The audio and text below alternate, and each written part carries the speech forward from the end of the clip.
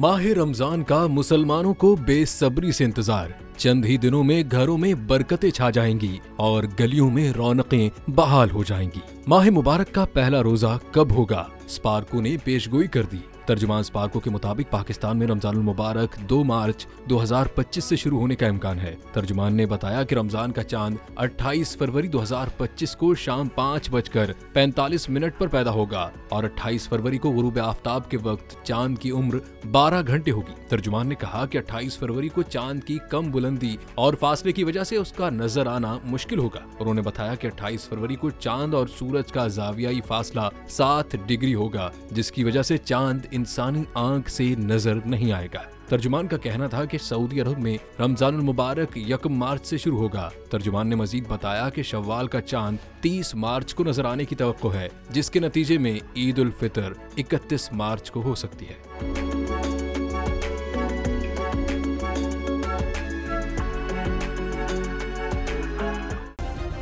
Subscribe करें और bell दबाएं ताकि कोई खबर रह न जाए।